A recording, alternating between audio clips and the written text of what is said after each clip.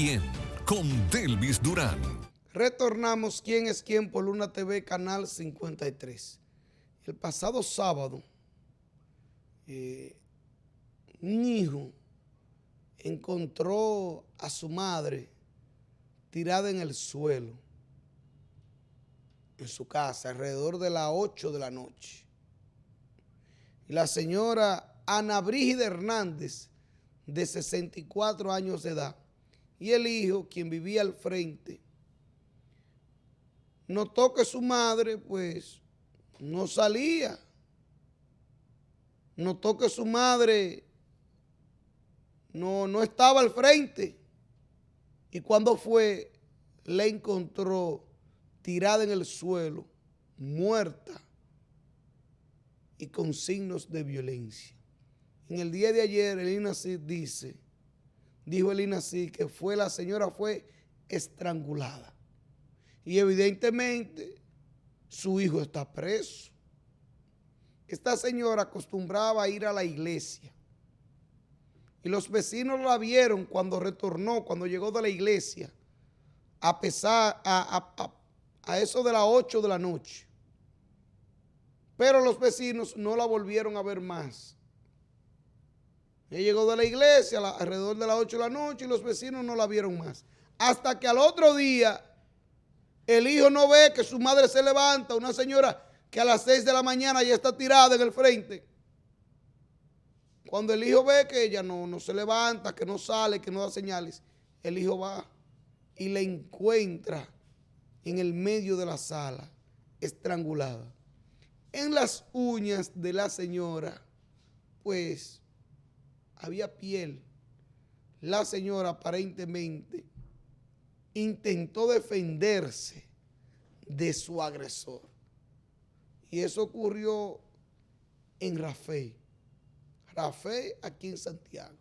Una señora de 64 años de edad, que la última vez que los vecinos la vieron fue cuando regresó de la iglesia.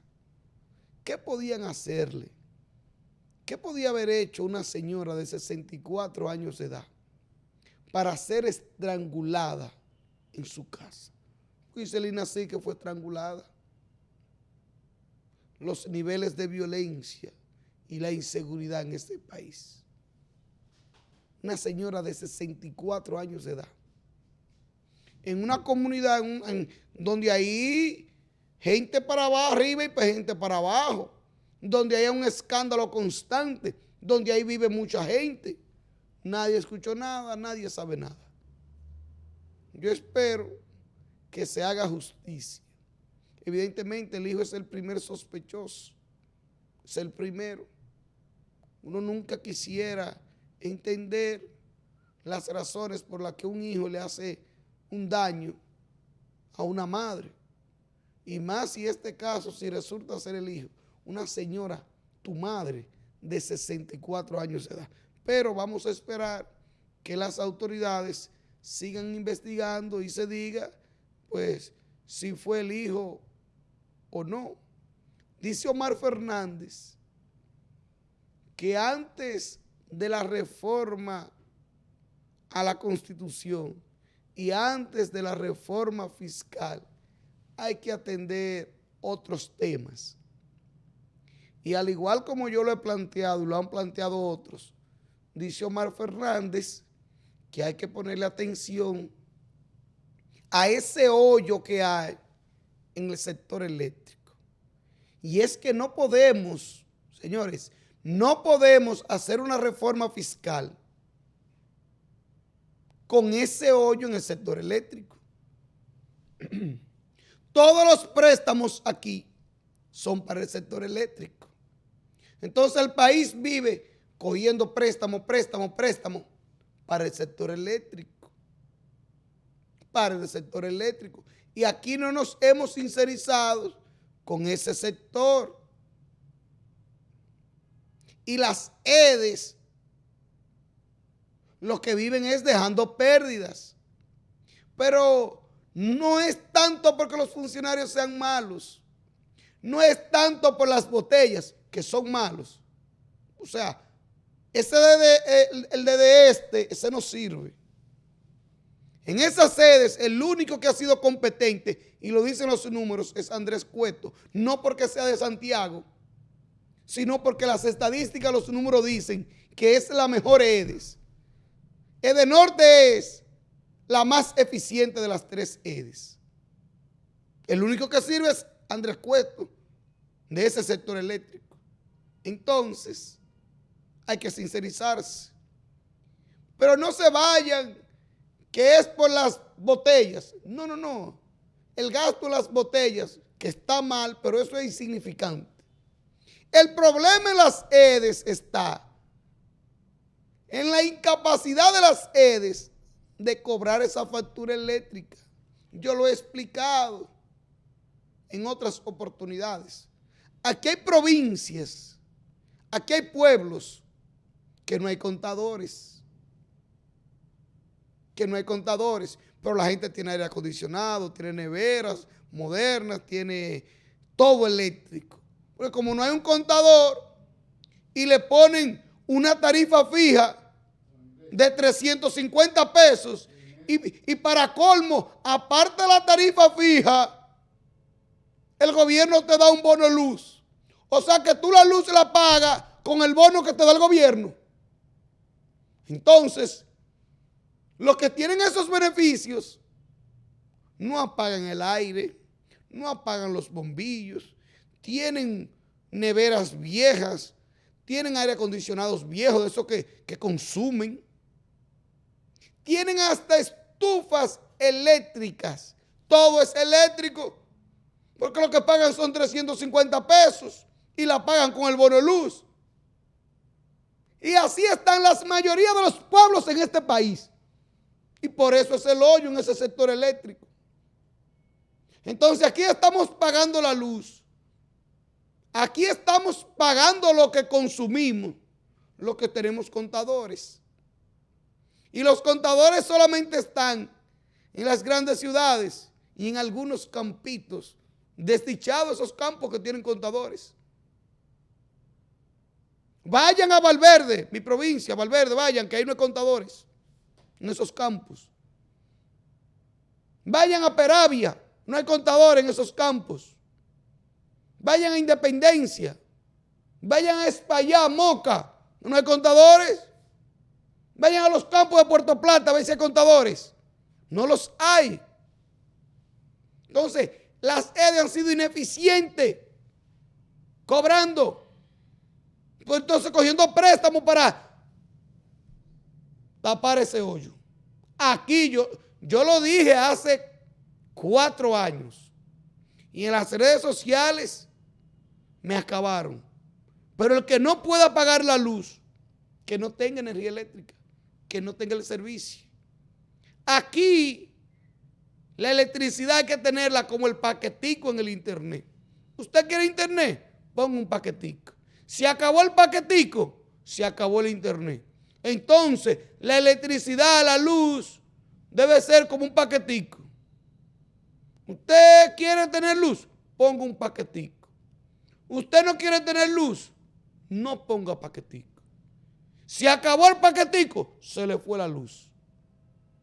Pero el país no puede seguir destinando recursos que pueden ser invertidos en educación, que pueden ser invertidos en salud,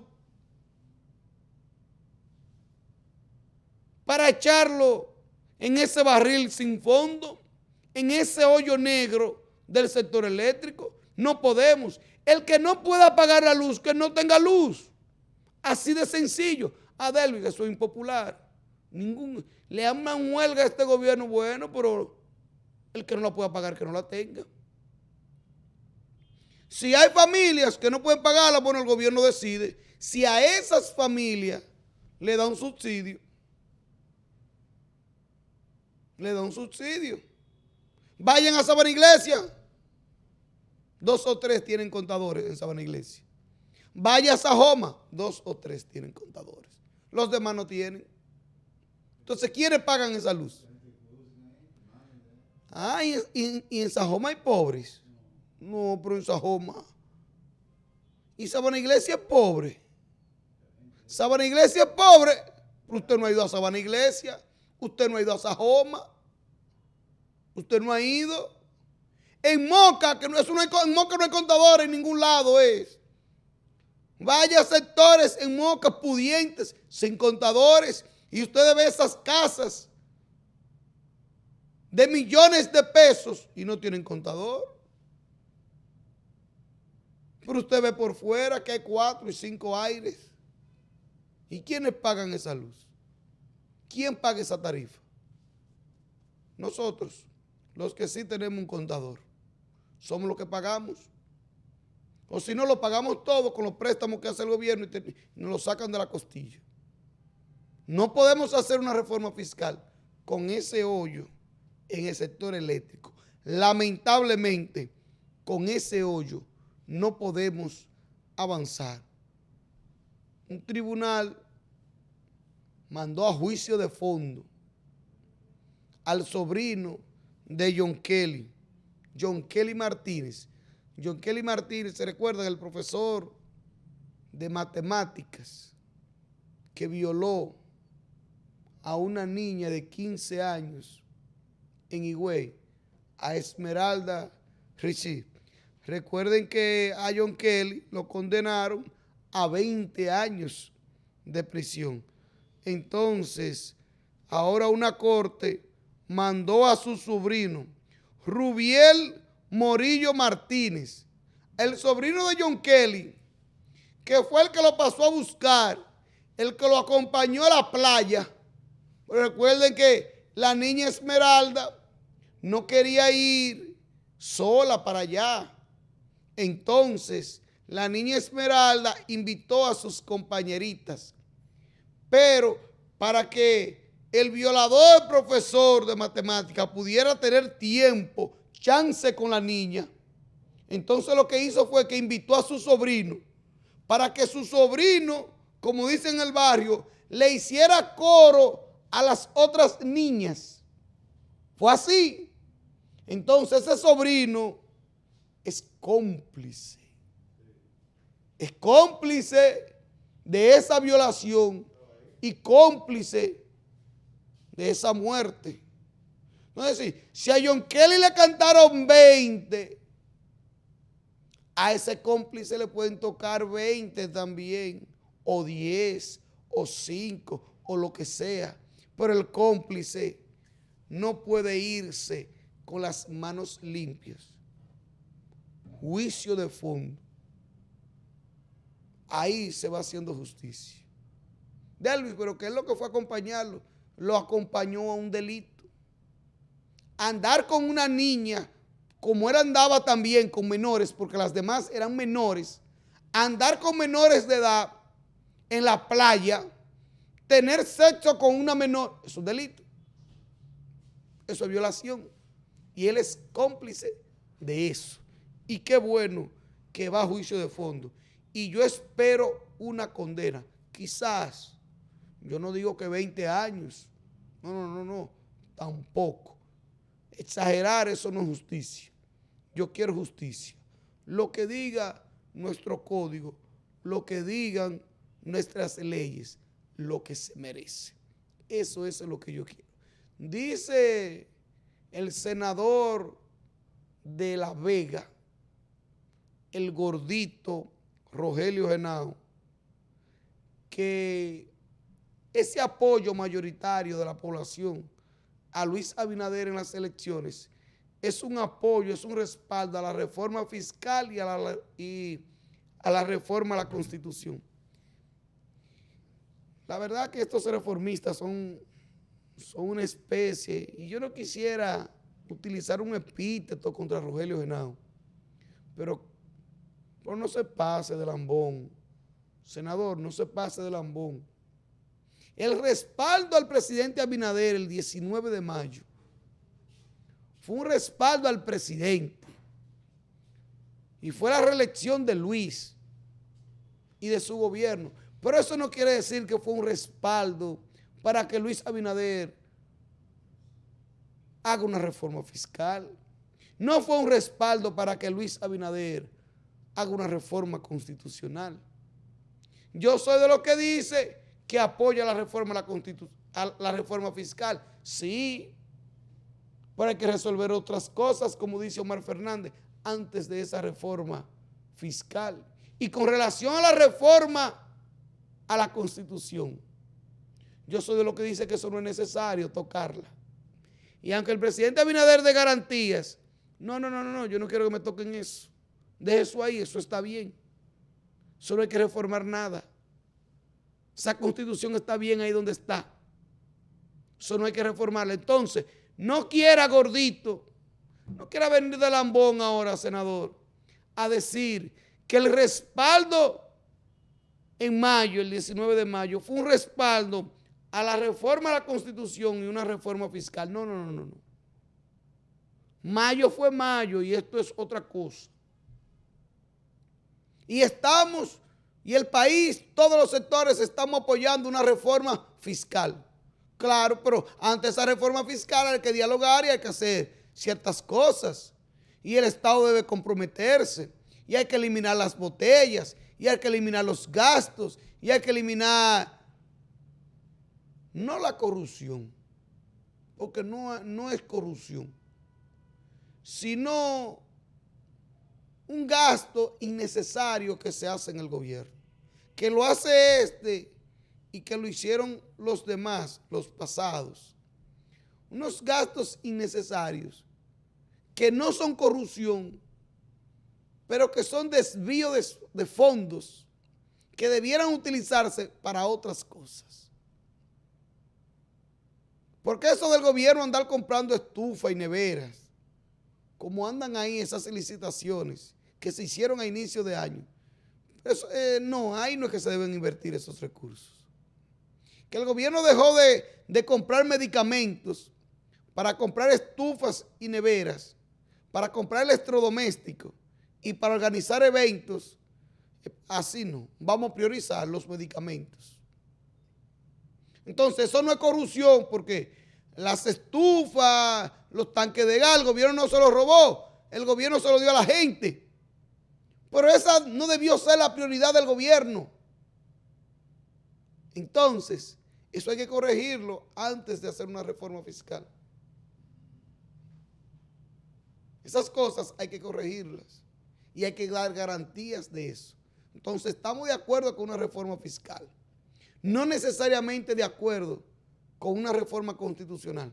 Pero Rogelio Henao, lo de mayo, el voto de mayo no fue para esto. El voto de mayo fue un voto de respaldo al presidente Abinader, no un voto de respaldo a una reforma fiscal y a una reforma constitucional.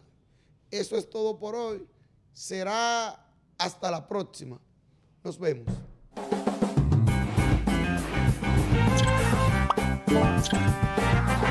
¿Quién es quién? Con Delvis Durán.